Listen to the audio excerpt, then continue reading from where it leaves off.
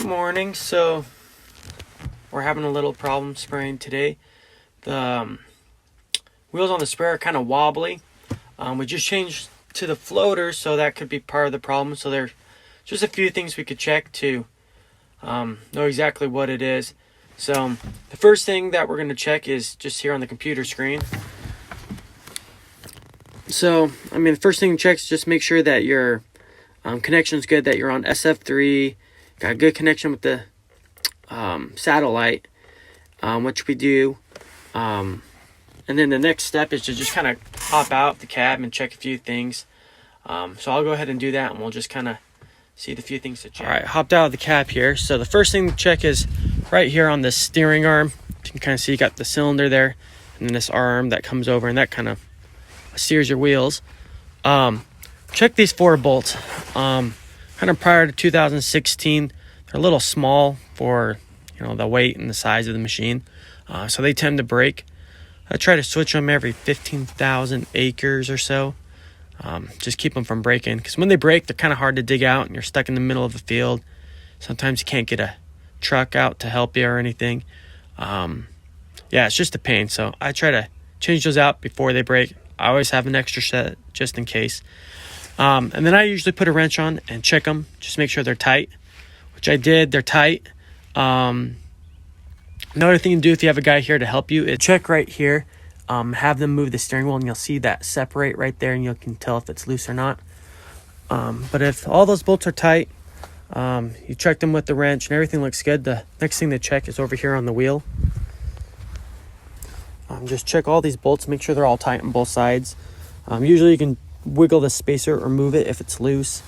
Check them. I didn't, but my dad had a tire fall off. It's kind of in the middle field, is a big pain, kind of expensive to fix. But if all that stuff checks out and looks good, there's a few things we can do in the cab. You can reset the steering, make sure it's aligned right, and then recalibrate the TCM. So I'll hop up and kind of show you how to do it. Okay, so the way to recalibrate your steering, or I guess the alignment, it's pretty simple. Let me go ahead and start the tractor real quick.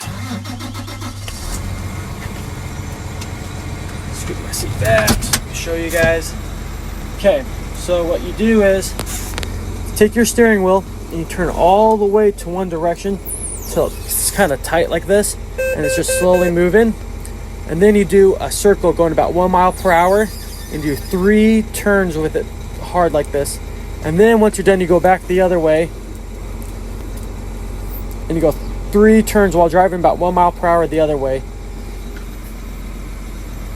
And that, turns of the wheel, not turns of the sprayer, but turns of the wheel. And that's supposed to readjust and reset your alignment on those tires. There's not rod between them or anything, so sometimes they toe in or toe out. Okay, so if you've done the wheel and reset your wheels, the last thing to check would be your TCM and to recalibrate that. I would actually suggest doing that first, because that's most likely the problem, I feel like, situations like these. So I'll flip you around and kind of show you on the computer screen exactly what that is. Okay, so you go to this first page. You can push here on the satellite button or your receiver. Click on it there, and then if you go to setup, and right here it has this the TCM, and when it was calibrated, last time it was calibrated. They say to do this every time you switch tires. I tend not to. It's usually fine, but today I'm going to, since I got that wheel wobble. So yeah, it's pretty simple. You just click it and follow the steps.